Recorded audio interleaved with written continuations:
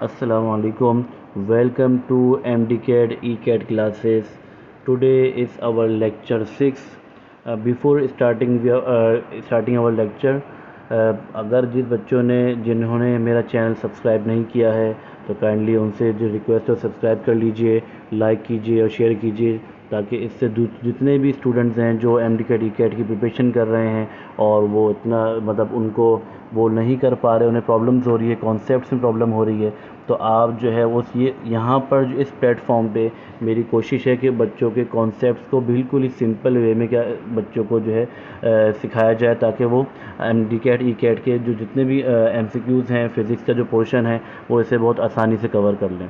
ठीक है, और ये क्वेश्चंस भी मैंने जो यहाँ पर रखे हैं वो बहुत एक नॉर्मल हैं और ट्रिकी क्वेश्चंस हैं। अगर आप जो बच्चे इसको समझ के करेंगे तो मुझे उम्मीद है कि इंशाल्लाह वो फ़िज़िक्स जो MDCAD ECAD का टेस्ट होगा उसमें फ़िज़िक्स का जो पोर्शन होगा वो बहुत ही आसानी से इंशाल्लाह वो कवर कर लेंगे। ठीक है, और कोई मुश्किल नहीं है, ज़्यादा नहीं है, बस सिर्फ सिंपल से कॉन्सेप्ट्स आपने अपने जो है स्ट्रॉन्ग बनाने हैं। ठीक है, चलें स्टार्ट करते हैं 41 से। आज क्योंकि हम इससे पहले के MCQs कर चुके हैं कवर्ड लास्ट अपनी वीडियोज़ में, आज हमारा लेक्चर जो 6 है। 41 MCQs। Study of living science relates with, जो लिविंग साइंस जो है वो रिलेट करती है, आपको पता है लिविंग बॉडीज़ वगैरह के लिए जो है वो बायोलॉजिकल साइंस को हम लोग जो है यहाँ पर प्रेफर करते हैं। ठीक है, biological science the correct answer. Number 42, the first book of physics was written by, देखें तो जो सबसे पहली बुक जो फिज़िक्स की लिखी गई थी वो अरिस्टोटल ने लिखी थी, तो ये बात नोट कर लीजिएगा। ठीक है, क्योंकि हमें अक्सर जो है हमें नहीं पता होता बच्चों को, तो ये अरिस्टोटल जो है वो इसके करेक्ट आंसर है। 43, which one of the following is mass less, कौन सा इनमें से ऐसा है जिसका मास नहीं है। देखिए प्रोटॉन का मास है, जिसको हम अक्सर पढ़ते हैं 1.67 एक्सपोनेंट -27 kg। इलेक्ट्रॉन का मास है 9.31 एक्सपोनेंट -31 kg। न्यूट्रॉन का मास भी अप्रॉक्सीमेट प्रोटॉन के इक्वल है। ठीक है, जो फोटोन है ये मास लेस होता है। ठीक है, तो यहाँ पर जो हमारा करेक्ट आंसर है वो है फोटोन। ठीक है, 44, name the branch of science which deals with the study of sound and sound waves. देखें, जो साउंड और साउंड वेव्स की बात करते हैं तो वो सबसे फ़ौरन हमारे जहन में आता है वो अकॉस्टिक, यानी कि अकॉस्टिक का मतलब है साउंड। तो यहाँ पर जो हम साउंड की जब भी ब्रांच जो बात करेगी फिज़िक्स, वो अकॉस्टिक उसकी जो है वो ब्रांच है जो डील करती है साउंड्स को। ठीक है, 45, formula of inter conversion of centigrade and Fahrenheit scale. ठीक है, तो देखें हमने फार्मूला पढ़ा है चैप्टर नंबर 11 जो हीट है उसमें, हमारे पास बिल्कुल स्टार्टिंग में ही हमने फ़ारेनहाइट को हमने जो सेल्सियस में कन्वर्ट करने का फार्मूला पढ़ा है वो क्या है, Fahrenheit -32/9 is equals to degree Celsius upon 5, यानी कि F -32/9 is equals to C/5 is the correct answer. ठीक है, यानी कि हमारे पास जो इसका करेक्ट आंसर है वो कौन सा है, B, F -32/9 is equals to C/5। Okay, 46, the coefficient of linear expansion is equal to, तो देखिए कोएफिशिएंट जो है आपको पता है वो क्या होता है, लीनियर का अल्फ़ा। तो अल्फ़ा का फॉर्मूला हमारे पास क्या है, coefficient of linear expansion is equals to, तो आपके सामने फार्मूला है वो क्या, delta L is equals to alpha L delta T.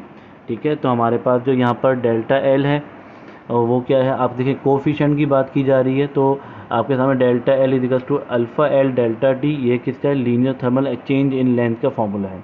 ठीक है, अगर एल डेल्टा टी को मैं डिवाइड में ले जाऊँगा तो क्या हो जाएगा, अल्फ़ा इधर रह जाएगा और delta L upon L delta T रह जाएगा। तो यानी कि हमारे पास coefficient of linear thermal expansion का जो करेक्ट आंसर है वो है बी। ठीक है, यहाँ पर जो है वो मिस्टेक हुई हुई है, तो हम यहाँ पे से करेक्ट कर लेते हैं। तो ये हमारे पास जो है इसको मैंने बोल्ड कर दिया था, तो इसको बोल्ड से हटा देते हैं और यहाँ पर जो है वो क्या हो जाएगा, करेक्ट आंसर जो है वो क्या है, अल्फ़ा का, इसको बोल्ड कर देते हैं। ठीक है, अच्छा, तो यहाँ पर क्या समझ में आ गई आपको बात कि अल्फ़ा हम जो निकालते हैं वो क्या है, delta L upon L delta T, ये अल्फ़ा है हमारे पास। Number 47, the unit of coefficient of linear expansion और वॉल्यूम एक्सपेंशन इज़, तो यूनिट जो आपके सामने है वो है पर केल्विन, यानी केल्विन इन्वर्स इसका करेक्ट आंसर है। तो यानी कि डेल्टा एल जो है आपके साथ पास जो फार्मूला ऊपर वाले MCQ में 46 में आप फार्मूला देख रहे हैं वो फार्मूला क्या है, delta L divided by L delta T. तो डेल्टा एल की जगह जो यूनिट है वो क्या लिखेंगे, मीटर। ठीक है, डिवाइडेड बाय नीचे जो लेंथ है उसका जो यूनिट लिखेंगे मीटर, डेल्टा टी यानी टेम्परेचर का यूनिट होता है केल्विन, तो मीटर अपॉन मीटर कैंसिल हो जाएगा, सिर्फ 1 अपॉन केल्विन बच जाएगा, जो ऊपर जब के को शिफ्ट कर देंगे तो केल्विन इन्वर्स हो जाएगा हमारे पास। तो आंसर है B. 48 linear expansion occurs in dash. देखिए लीनियर एक्सपेंशन जो है वो किस में होती है, सॉलिड्स में होती है, ठीक है, क्योंकि लीनियर एक्सपेंशन वो लिक्विड में नहीं होती और सिर्फ सॉलिड में होती है, तो यहाँ पर हम लोग linear expansion occurs in solid. 49 हम 49 की बात कर रहे हैं, when the body is in motion dash always changes. देखिए जब भी बॉडी मोशन में होगी तो हमेशा क्या चेंज होगा, देखिए वेलोसिटी, ज़रूरी नहीं वेलोसिटी चेंज हो, वेलोसिटी कांस्टेंट भी हो सकती है, बॉडी तो मूव कर रही है। एक्सीलरेशन भी कभी चेंज हो सकता है, नहीं भी हो सकता, दोनों सूरत हाल हैं। लेकिन पोजीशन वेक्टर एक ऐसा है जो यहाँ पर मुसलसल चेंज हो रहा है, वो पोजीशन वेक्टर, क्योंकि अगर जब हम पोजीशन जो है वो क्या होती जा रही है, पार्टिकल की चेंज हो रही है हर पॉइंट पे। तो डी जो है वो इट्स मोमेंटम भी जो है हमारे पास जो है वो क्या रहता है, सेम हो सकता है, वेलोसिटी भी सेम हो सकती है, एक्सेलरेशन भी सेम हो सकता है, मोमेंटम भी, लेकिन मोमेंट जो पोजीशन वेक्टर है वो चेंज होता रहता है, ठीक है। Number 50 a man is in a car is moving with velocity of 36 kilometre per hour. एक मैन है जो कार में मूव कर रहा है, 36 किलोमीटर पर आवर की स्पीड से मूव कर रहा है।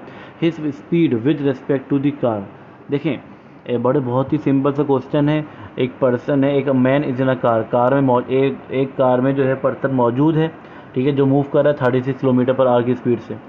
His speed with respect to the car. अब बताइए कार के लिहाज से उस पर्सन की स्पीड क्या होगी, तो भाई कार के लिहाज से उस पर्सन की स्पीड ज़ीरो होगी। क्यों, क्योंकि पर्सन जो है वो कार के अंदर बैठा हुआ है, पर्सन थोड़ी मूव कर रहा है, कार मूव कर रही है, तो पर्सन तो कार के साथ है, तो कार के लिहाज से पर्सन क्या है, ज़ीरो स्पीड पर है। 51 when two bodies move toward each other with constant speed, the distance between them decreases at the rate of 6 meter per second. If they move in the same direction, if they move in the same direction, the distance between them increases at the rate of 4 meter per second. Then their speeds are। देखें अब ये जो है थोड़ा सा trick वाला question है, ज़रा को समझना है। When two bodies move toward each other, दो बॉडीज़ हैं जो एक दूसरे की तरफ मूव कर रही हैं विद कांस्टेंट स्पीड के साथ, 60 with constant speeds, the constant speed, the distance between them decreases at the rate of 6 meter per second। जो कांस्टेंट स्पीड से मूव कर रहे हैं और जो डिस्टेंस जो कवर्ड कर रहे हैं वो 6 मीटर पर सेकंड के हिसाब से जो है वो वेलोसिटी से वो कवर्ड कर रहे हैं, ठीक है। अच्छा आपको क्या दे दी, यानी कि दोनों बॉडीज़ जो है वो करीब करीब आ रही हैं, यानी कि एक बॉडी को x कह दिया, एक बॉडी को y कह दिया, ठीक है। जब दोनों बॉडीज़ करीब आ रही है तो मैं कहूँगा x प्लस वाई, टोटल जो है दोनों क्या हो रहे हैं, ऐड हो रहे हैं, क्योंकि जितना करीब आएंगे उतना डिस्टेंस क्या होता रहेगा, कम होता रहेगा। इसका मतलब जो हमारे पास जो है फासला ज़्यादा तय होता रहेगा, हम कहेंगे x प्लस वाई, दोनों क्या कर रहे हैं, ऐड, दोनों अपना अपना फासला ऐड करेंगे। अच्छा कितनी स्पीड से आ रहे हैं, इज इक्वल टू 6 मीटर पर सेकंड की स्पीड से जो यहाँ पर क्या हो रहा है वो मूव कर रहे हैं। अच्छा इसी तरीके से अगर इसी तरह क्या कहते हैं, if they move in the same direction, अगर दोनों सेम डायरेक्शन में मूव करेंगे, ठीक है, अगर between them increases at the rate of 4 meter per second, तो अगर वो कहता है इफ़ मतलब अगर, ऐसा जो कंडीशन दे दी उसने यहाँ पर, अगर दोनों ही जो है वो सेम डायरेक्शन में मूव कर रहे हों और कितने रेट से, कितनी वेलोसिटी से, 4 मीटर पर सेकेंड की स्पीड से, देन देयर स्पीड्स आर। अब बताना यह है कि दोनों की स्पीड्स जो बनेंगी वो क्या बनेगी, एवरेज, ठीक है। देखें मैंने क्या कहा, पहले वाले में क्या है, दो बॉडीज़ हैं, एक है x और एक है y, दोनों करीब करीब आ रही हैं, अपोजिट डायरेक्शन से एक दूसरे के करीब आ रही हैं, तो मैंने कहा भाई यहाँ पर x और y आपस में क्या हो रहा है, ऐड हो रहा है, क्योंकि जितना ये लोग करीब आ रहे हैं उतना डिस्टेंस ऐड होता जा रहा है, बढ़ता जा रहा है, ठीक है। और कितने रेट से, 6 मीटर के रेट से आ रहे हैं, 6 metre per second is equal to 6 हो गया, ठीक है। लेकिन इसी तरह अगर ये अपोजिट डायरेक्शन की बात करता हूँ मैं यहाँ पर, तो अपोजिट डायरेक्शन में आप देखिएगा कि यहाँ पर क्या होंगे दोनों, अब एक यानी कि सॉरी अपोजिट डायरेक्शन में गलत कह दी दोनों को, अब if they are move in the same direction, दोनों सेम डायरेक्शन की बात करता हूँ, तो अब जो यहाँ पर आएगा वो क्या आएगा, x और y, दोनों ही दो बॉडीज़ हैं, एक x और एक y है, तो आपको पता है एक x जितना कवर्ड कर रही है y उतना ही कवर्ड कर रही है, तो क्या हो जाएगा x माइनस y हो जाएगा, और कितने रेट से, 4 के मीटर के पर रेट से कर रही है। तो मैं आपके सामने जो है यहाँ पर इसका एक सॉल्यूशन करता हूँ यहाँ पर। अब देखिएगा आपके सामने मैं यहाँ पर जो है वो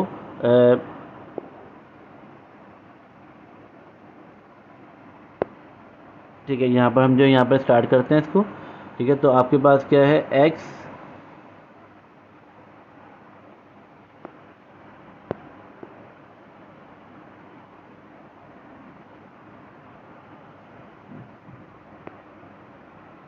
अच्छा तो यहाँ पर हम बात करते हैं, देखें आपके पास क्या एक डिस्टेंस है x plus Y is equals to 6। ठीक है, इसी तरह दूसरी इक्वेशन कौन सी आ गई है, x minus Y is equals to 4। अब मैं यहाँ पर क्या कर दे, दो इक्वेशन मिल गई मुझे यहाँ पे, एक वाली इक्वेशन है, दोनों ये ऊपर वाली इक्वेशन दोनों अपोजिट जो है वो डिस्टेंस अपोजिट डायरेक्शन से आ रहे थे, मैंने दोनों को टोटल डिस्टेंस के दोनों जमा ऐड कर रहे हैं क्योंकि डिस्टेंस के अवॉइड करते जा रहे हैं। यहाँ पे दोनों सेम डायरेक्शन से नीचे मूव कर रहे हैं और सेम डायरेक्शन की वजह से क्या, जितना एक्स कवर्ड करा उतना वाई भी कवर्ड करा, तो क्या हो रहा है, डिस्टेंस हमारा एक्स माइनस वाई हो रहा है। ठीक है, अच्छा अब यहाँ पर क्या होगा, अगर मैं दोनों के एक्स और वाई की वैल्यू निकालूँ तो मैं यहाँ पर फॉर एग्जाम्पल कर देता हूँ ऐड, तो क्या हो जाएगा, तो हमारे पास x और ये प्लस और माइनस जब आपस में कैंसिल हो जाएंगे।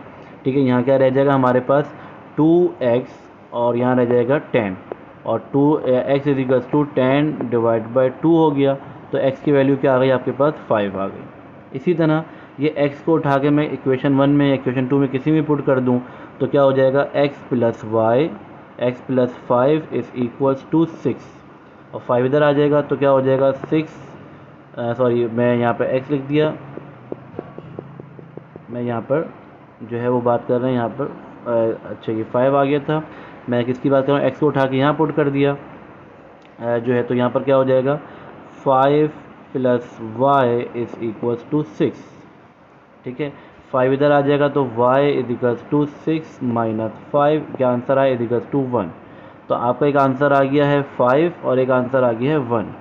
तो आपका जो करेक्ट आंसर है वो क्या होगा, 5 एंड 1। तो आप यहाँ पर जो है वो इसको हम यहाँ पर बात कर लेते हैं, देख सकते हैं यहाँ पे, तो करेक्ट आंसर आपके पास क्या आ गया है 5 मीटर पर सेकंड एंड 1 मीटर पर सेकंड। ठीक है, तो आपको उम्मीद है समझ में आ गया होगा यहाँ ये क्वेश्चन ये वाला।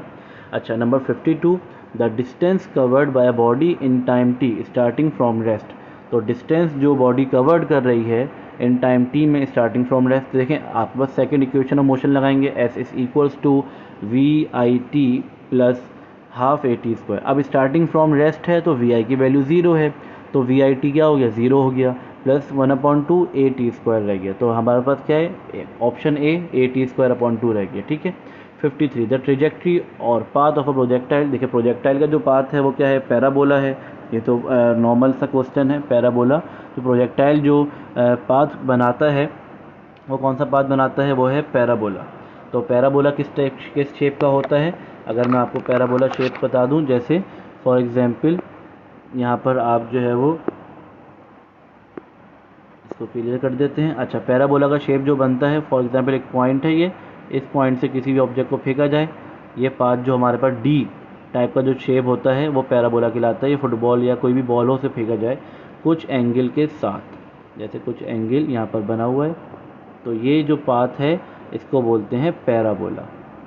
ठीक है, ये पैराबोला है। ठीक है, तो ये बात यहाँ पर समझ में आ गई होगी आपको। अच्छा अब हम आगे बात कर लेते हैं यहाँ पर, तो number the force beared by a ball. ठीक है, ये क्वेश्चन भी सारा समझिएगा। The force beared by a wall on which water strikes normally at a speed of 10 meter per second. देखें हमारे पास जो है फोर्स बतानी है हमें, जो एक दीवार है, दीवार कितनी फोर्स बेयर कर रही है कह रहे हैं वो बतानी है हमने। ठीक है, wall which water strikes normally at a speed of 10 meter per second. ठीक है, तो यानी कि हमारे पास जो हमें बताना क्या है, फोर्स बतानी है, उस पर पानी जो है वो दीवार पे जाके लग रहा है कितनी स्पीड से, 10 मीटर पर सेकेंड की स्पीड से लग रहा है, and at a discharge of 0.0001 meter cube per second. और जो डिस्चार्ज हो रहा है वो कितने, जो आपको दिया हुआ है 0.001 मीटर क्यूब, यानी कि वॉल्यूम इतना मीटर क्यूब जो है वॉल्यूम दिया पर सेकेंड में इतना डिस्चार्ज हो रहा है। ठीक है, अब मालूम क्या करना है, फोर्स मालूम करना है। अच्छा फोर्स का फॉर्मूला आपके सामने क्या है, F इजिकल्स टू ma। ठीक है, ये फोर्स का फॉर्मूला है हमारे पास।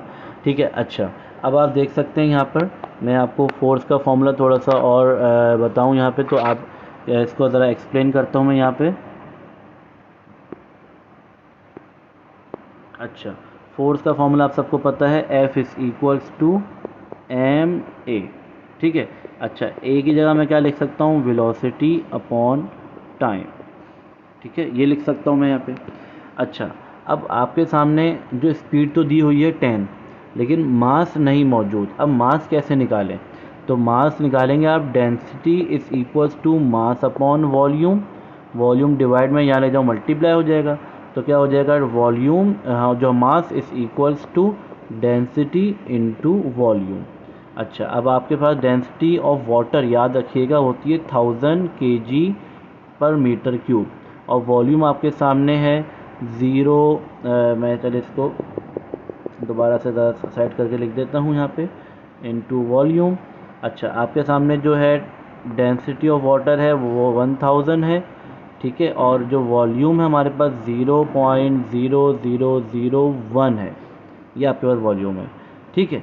अच्छा, अब आप क्या कर सकते हैं, यहाँ पे इसको जब मल्टीप्लाई करेंगे तो आपके पास आंसर आ जाएगा, मास कितना आ जाएगा आपका 0.1 kg, ये मास आ जाएगा आपके पास, ठीक है। अब आप मास की जगह उठा के पुट करेंगे 0.1, वेलोसिटी की वैल्यू आपके पास है 10, तो मैं यहाँ पर आपको पुट करके दिखा देता हूँ, ठीक है। तो आपके सामने जो फॉर्मूला था वो mass into velocity upon time, तो एफ फिजिकल्स टू मास आपने निकाला है 0.1, वेलोसिटी है आपके पास 10 डिवाइड बाई टाइम आपके पास है 1, तो आपके पास आंसर आ जाएगा 1 न्यूटन, ठीक है। ये आपके पास क्या आ गया, आंसर आ गया हमारे पास 1 न्यूटन का। अच्छा जी, अब मैं यहाँ पर मज़ीद आगे फर्दर इसके एमसीक्यूज़ को डिस्कस करते हैं आगे, तो उम्मीद है आपको समझ में आ गया होगा। Number 55, the range of projectile at 30 degree and 60 degree are. देखिए, तो बहुत ही आसान है, ये क्या इसका आंसर है, इक्वल टू ईच अदर। देखिए अब ये कैसे है इक्वल टू ईच अदर, अब ये समझिएगा बात को। रेंज ऑफ प्रोजेक्टाइल, प्रोजेक्टाइल की रेंज का फॉर्मूला क्या, R is equal to V not square sine 2 theta upon G, ठीक है। ये हमारे पास क्या है, प्रोजेक्टाइल की रेंज का फॉर्मूला है। अच्छा, अब आपने क्या करना है, R is equal to V not square को अभी भूल जाना है, सिर्फ साइन 2 थीटा को याद रखना है अभी, ठीक है, और जी को भी भूल जाना है नीचे। तो साइन 2 थीटा वी, और जो है साइन एंगल की बात हो रही है यहाँ पे, दो सॉरी वी कह रहा हूँ, R is equal to sine 2 theta भी इसकी बात करते हैं, ठीक है। अब थीटा की जगह आप पुट करेंगे 30, ठीक है, तो 30 मल्टीप्लाई बाई 2, क्योंकि साइन 2 थीटा है, 30 मल्टीप्लाई बाई 2 60 हो जाएगा, साइन 60 निकालेंगे तो 0.866 समथिंग कोई आंसर आएगा, ठीक है। इसी तरह फिर आपने इधर पुट करना है 60, जब 60 मल्टीप्लाई बाई 2 हो जाएगा तो 120 हो जाएगा, तो जब साइन 120 निकालेंगे तो उसका आंसर भी 0.866 अराउंड ऐसी आंसर आएगा, सेम आंसर आएगा। तो मैं यहाँ कह सकता हूँ कि रेंज जो है वो आपस में क्या होगी, इक्वल होगी, क्योंकि एंगल इक्वल है, ठीक है। अच्छा, नंबर 56, वेव ट्रांसमिट, जो वेव्स हैं वो ट्रांसमिट होती हैं from one place to another place, एक जगह से दूसरी जगह वेव्स क्या होती हैं, ट्रांसफ़र होती है, ट्रांसमिट होती है। तो वेव्स क्या है, एक एनर्जी की फॉर्म है, एनर्जी को लेके एनर्जी को ट्रांसमिट करती है वो, ठीक है। अच्छा, 57, when collision between the bodies in a system is inelastic in nature then for system dash. देखें, जो हमारे पास यहाँ पर बॉडीज़ हैं, ठीक है, वो अभी इन इलास्टिक कोलिजन है। इलास्टिक कोलिजन क्या होता है, जिसमें before and after collision momentum and energy remain constant या रिमेन कंजर्व, सेम रहती है। लेकिन इन इलास्टिक में क्या होता है, मोमेंटम तो सेम रहता है लेकिन एनर्जी सेम नहीं रहती, एनर्जी चेंज हो जाती है, ठीक है। क्यों चेंज हो जाती है, क्योंकि उसका जो है शेप में चेंज आ जाता है, और या एनर्जी जो है वो किस में दूसरी फॉर्म में एनर्जी वेस्ट हो जाती है, ठीक है, कन्वर्ट होकर निकल जाती है, तो इस वजह से वो उसको एनर्जी में चेंज आ जाता है। 58, the acceleration in the rocket at any instant is proportional to the nth power of the velocity of the expelled gases where the value of n must be. देखें, यहाँ क्वेश्चन ज़रा समझिएगा, the acceleration in the rocket, ठीक है, rocket हमारे पास जो है उसको एक्सीलरेशन जो है एट एनी इंस्टेंट, एक्सीलरेशन जो है वो is proportional to the nth power of the velocity expelled gases. देखिए, एक्सीलरेशन जो है वो डायरेक्टली प्रोपोर्शनल है किसके, वेलोसिटी के, क्योंकि एक्सीलरेशन का फॉर्मूला क्या है, वेलोसिटी अपॉन टाइम। तो कह रहे हैं भाई, इसने कहा वेलोसिटी के ऊपर आप nth पावर लगाएं, यानी कि v is directly proportional to the v, sorry a is directly proportional to the v power n। अब कह रहा है n की पावर ऐसी क्या होनी चाहिए, where the value of n must be, कि क्या वैल्यू ऐसी होनी चाहिए जिससे क्या रहे कि दोनों का जो रिलेशन है वो भी क्या रहे, सही रहे, गलत ना हो। फॉर एग्जांपल मैं आपको यहाँ पर एक्सप्लेन करता हूँ। तो ये देखें एक्सेलेरेशन जो है वो डायरेक्टली प्रोपोर्शनल है किसके, v के। तो v है यहाँ पे, ऊपर पावर कह रहे हैं n लगाइए। अब n की जगह पर देखें मैं अगर -1 रखूँगा तो ये रिलेशन डायरेक्ट रिलेशन नहीं रहेगा, ठीक है। अगर मैं इसके अगर अब मैं कुछ और लगाता हूँ, स्क्वायर लगाता हूँ, तब भी डायरेक्ट रिलेशन नहीं रहेगा। फिर क्या हो जाएगा, ये एक क्वांटिटी बढ़ा रहा हूँ, दूसरी डबल टाइम्स या 4 टाइम्स बढ़ रही है। तो यहाँ पर हम क्या करेंगे, n की जगह लगाएंगे 1, तो जिसकी वजह से क्या होगा, पावर जो भी अंदर वैल्यू हो वो सब क्या रहेगी, n की जगह पे 1 आ जाएगा हमारे पास। तो सेम ही रहेगा, तो आपके पास जो है वो आंसर जो आएगा वो v ही रहेगा। तो इस वजह से जितना एक्सेलेरेशन उतनी वेलोसिटी होगी, ठीक है। उम्मीद है समझ में आ गया होगा आपको ये क्वेश्चन। चलें आगे की बात करते हैं हम यहाँ पे कि which of the following is not an example of projectile motion. कौन सी ऐसी बॉडी जो है वो कौन सी जो यहाँ पर मोशन है जो एग्जाम्पल है जो प्रोजेक्टाइल मोशन नहीं है। तो देखिए bullet fire from a gun, ये प्रोजेक्टाइल है। फुटबॉल, बेसबॉल, शॉट, ये सब प्रोजेक्टाइल है। बस एक गैस फिल्ड बैलून, बैलून जो है बिल्कुल ऊपर जाता है, लीनियर अपवर्ड जाता है, तो प्रोजेक्टाइल 2 डायमेंशन मोशन को नहीं फॉलो करता वो। अच्छा, the thrust on the rocket in the absence of gravitational force of attraction is. लेकिन थ्रस्ट क्या होती है, वो फोर्स जो और रॉकेट जो है वो इंजन लगाता है जिसकी वजह से वो ऊपर की तरफ जाता है, ठीक है। जिससे वो फ्यूल को जब कंज्यूम करता है तो वो ऊपर गैसेस को मतलब यानी कि बिल्कुल अपोजिट न्यूटन थर्ड लॉ की तरह, यानी कि एक्शन करता है, आगे जाता है, इंजन जो है फोर्स लगाता है जिसकी वजह से वो आगे की तरफ मूव करता है। देखें अगर जब थ्रस्ट फोर्स होगी रॉकेट में, ठीक है, तो ये यहाँ पर ये अभी तो क्या एब्सेंस ऑफ ग्रेविटेशनल फोर्स, यानी कि कोई ग्रेविटी उस पर नहीं लग रही। तो ग्रेविटी नहीं लग रही तो वो थ्रस्ट फोर्स कांस्टेंट रहेगी, उससे कोई प्रॉब्लम नहीं होगी, सेम फोर्स से वो चलता रहेगा मूव, ठीक है, कांस्टेंट रहेगा। The velocity of sound in air would become double then its velocity at 0 degree at temperature जो है। देखें वेलोसिटी ऑफ साउंड जो है in air would become double. देखें वेलोसिटी ऑफ साउंड मैंने कहा फॉर एग्जांपल v1 है, ठीक है। अब क्या हुआ जो है हमारे पास रिलेशन जो है v1 upon v2 is equals to √t1 upon t2। ये हमने लेप्लास करेक्शन में रिलेशन फाइंड किया था। तो v1 आपका वेलोसिटी ऑफ साउंड है फॉर एग्जांपल, तो v2 क्या है, वो किसने कहा जो वेलोसिटी है वो 0 डिग्री पर जो हमारे पास velocity of sound in air would become double then its velocity at 0। देखें वेलोसिटी ऑफ साउंड जो है वो डबल हो गई है। अब क्यों, क्योंकि जो 0 डिग्री पर v1 थी, अब वो जो है वो क्या हो गई, टेम्परेचर हमने बढ़ाया, तो कितना बढ़ाया कि वो क्या हो गई, डबल हो गई। तो हमने v2 की जगह क्या लिखेंगे, 2v1। और टेम्परेचर हमारे पास क्या है भाई, टेम्परेचर आपको पता है 0 डिग्री की बात कर रहे हैं। तो मैं आपको ज़रा देखिए सॉल्व करके दिखाता हूँ यहाँ पर इसको मैं आपको। तो यहाँ पर आप देख सकते हैं यहाँ पर, तो इसको आपके सामने जो फॉर्मूला कौन सा है आपको पता है, v1 upon v2 is equals to √t1 upon t2। ये हमारे पास जो है वो फॉर्मूला है, t2 है ये। अच्छा, अब वेलोसिटी v2 को मैंने क्या कहा भाई, v2 जो है वो क्या हो रही है, जो है वो डबल हो रही है, 2v1 हो गया इस इक्वल्स टू। अच्छा, टेम्परेचर हमारे पास कितना है, टेम्परेचर जो है वो आपको पता है 0 डिग्री है, 0 डिग्री प्लस 273 कर देंगे यहाँ पे हम लोग, ठीक है। 273 कर दिया डिवाइडेड बाय t2 अपनी जगह पर रहा, ठीक है। इसको 273 किया हुआ है हमने। अच्छा, अब मैं क्या कर रहा हूँ, देखिए स्क्वायर रूट ख़त्म करना है तो दोनों तरफ स्क्वायरिंग कर दूंगा मैं यहाँ पे। तो यहाँ पर क्या हो जाएगा हमारे पास, ये स्क्वायरिंग में यहाँ पर आ जाएगा हमारे पास। और जो है वो ये भी क्या हो जाएगा हमारे पास 2v1, तो स्क्वायरिंग करेंगे तो ये क्या हो जाएगा हमारे पास 4 हो जाएगा हमारे पास, ठीक है। तो इसकी जगह पर इसको 4 कर देता हूँ मैं यहाँ पर,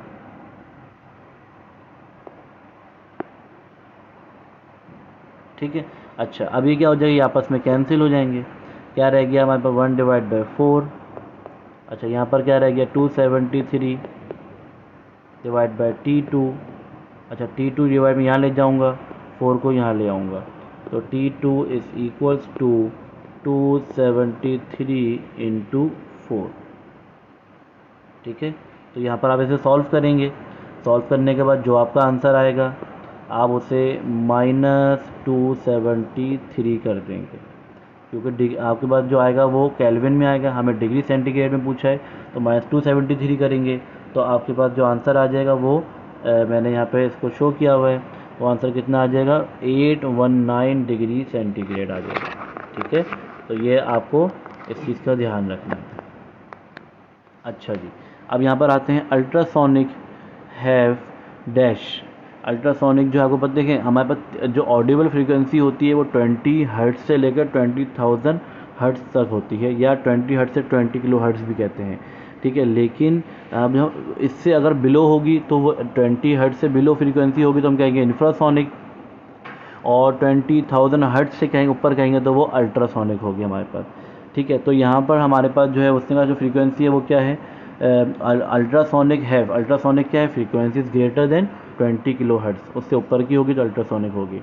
नंबर ऑफ बीट्स प्रोड्यूस पर सेकंड इज इक्वल टू, देखिए नंबर ऑफ बीट्स कैसे निकालते हैं, नंबर ऑफ बीट्स क्या, बीट्स किसे बोलते हैं पहले तो ये बताओ, नंबर ऑफ बीट्स प्रोड्यूस पर सेकंड।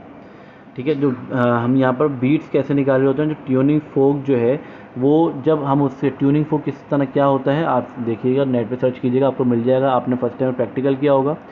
फोक होता है जब उससे हम किसी जो है वो किसी क्या कहते हैं, किसी भी ऑब्जेक्ट्स पे जाके उससे, सॉलिड ऑब्जेक्ट्स का उसका जो फ्रंट जो कॉर्नर उसे हिट करते हैं तो वो वाइब्रेट करता है। ठीक है, वो वाइब्रेशन फ्रीक्वेंसी जनरेट करती है।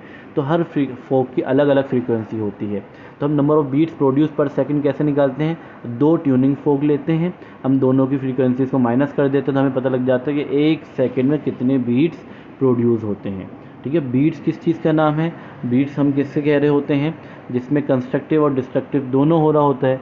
ठीक है, जिसमें जो बीट्स जो है कहते हैं ऐसी फ्रीक्वेंसी जो बहुत ही स्लाइटली जो है डिफरेंट इंस्ट्रूमेंट से जो फ्रीक्वेंसीज निकलती हैं, ये जैसे हमारे पास जो है म्यूज़िक की हम बात करें तो डिफरेंट इंस्ट्रूमेंट से उसमें क्या होती हैं, वेव्स निकलती हैं, फ्रीक्वेंसीज निकलती हैं, लेकिन वो स्लाइटली एक दूसरे से क्या होती हैं, बिल्कुल स्लाइटली डिफरेंट होती हैं, बिल्कुल ही मामूली सी, जिसकी वजह से वो आपको एक प्लेजेंट इफेक्ट लग रहा होता है और आपको फील नहीं होता कि आवाज़ टूट रही है, ऐसा लगता है बिल्कुल एक कंटिन्यूसली जो है वो म्यूज़िक बज रहा होता है, तो उसको बीट्स कहते हैं।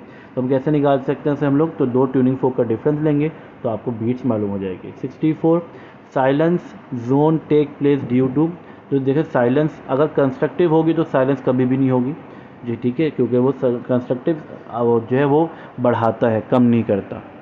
ठीक है, साइलेंस का मतलब क्या है, डिस्ट्रक्टिव इंटरफेरेंस होगी। Number 65 the distance between any two consecutive crust और ट्रफ इज कॉल्ड। देखिए distance between any two consecutive crust और ट्रफ तो सबको पता होगा, जो वेव के जो अपर पार्ट होते हैं उसे क्रस्ट कहते हैं और वेव का जो लोअर पार्ट होता है उसे ट्रफ कहते हैं। अगर दो क्रस्ट के दरमियान का डिस्टेंस या दो ट्रफ के दरमियान का डिस्टेंस जो है वो वेवलेंथ कहलाता है। 66 in vibrating cord the points where the amplitude is maximum are called. देखिए इन वाइब्रेटिंग कॉर्ड मतलब क्या है, देखिए वाइब्रेटिंग कॉर्ड यानी कि रस्सी हमारे पास है, the points where the amplitude is maximum, जहाँ पे एम्पलीट्यूड क्या होगा, मैक्सिमम होगा। देखें जब वेव बनती है तो मैं अगर आपको यहाँ पर अगर थोड़ा सा एक्सप्लेन करूँ तो यहाँ पर देखें वेव जो जनरेट होती हैं वो इस तरीके से जनरेट हो रही हैं। ठीक है, अच्छा ये होते हैं जहाँ पर जो हमारे पास ये जो पॉइंट्स मैं मेंशन कर रहा हूँ ये पॉइंट्स कहलाते हैं नोड्स। नोड्स मतलब गिरहा। ठीक है, जो और ये हमारे पास है, ये हमारे पास एंटी नोड्स हैं, ये एंटी नोड्स। ठीक है, एंटी नोड्स में जो है वो क्या होता है, यहाँ पे एंटी नोड्स का मतलब क्या होता है, जिसमें देखिए यहाँ पार्टिकल्स दूर दूर है, मैक्सिमम है, तो ये क्या कहलाता है, मैक्सिमम। जब जितना दूर होंगे तो एंटीटोड्स बनेंगे, जितना करीब होंगे तो जो है वो नोड्स बनेंगे। ठीक है, तो अब यहाँ पर हम यहाँ पर इसको ऑप्शन देख लेते हैं, तो आपके पास क्या आ रहा है, एंटी नोड्स आ रहा है। अच्छा 67 की हम बात करते हैं यहाँ पे, stationary wave is set up in air column of a close pipe at the closest end of the pipe. देखिए स्टेशनरी वेव जो है वो set up in the air column of a close pipe. देखिए हम जब इसको एक stationary wave generate करते हैं क्लोज पाइप पे, at the closest end of the pipe always an anode is formed. देखिए जब भी जो स्टेशनरी वेव्स होती है, स्टेशनरी वेव्स कैसे जनरेट होती हैं, स्टेशनरी वेव जनरेट करने का आपको तरीका पता होगा। दो आपने पॉइंट्स लिए, दोनों पॉइंट्स के दरमियान एक रस्सी को बांध दिया, ठीक है, और रस्सी को आपने कहीं से किसी भी पॉइंट से पकड़ा और प्लग करके छोड़ दिया।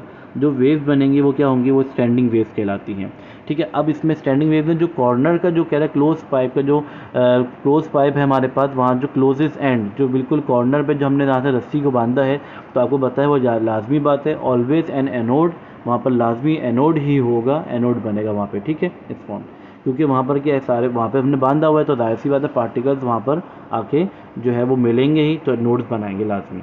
68 according to the Newton sound travel in air under the condition of death. देखिए न्यूटन ने और लेप्लास में दोनों में डिफरेंस ही क्या है। न्यूटन जो जिस कंडीशन पे बात कर रहा था वो आइसोथर्मल थी, ठीक है, आइसोथर्मल प्रोसेस में बात कर रहा था, और लेप्लास ने जो बात की थी वो एडियाबैटिक प्रोसेस में बात की थी, ठीक है। Number 69 velocity of sound in vacuum is dash. तो वेलोसिटी ऑफ साउंड आपको पता है वैक्यूम में साउंड ट्रैवल नहीं करती स्पेस में, तो वेलोसिटी ऑफ साउंड क्या है वैक्यूम में, ज़ीरो होगी हमारे पास।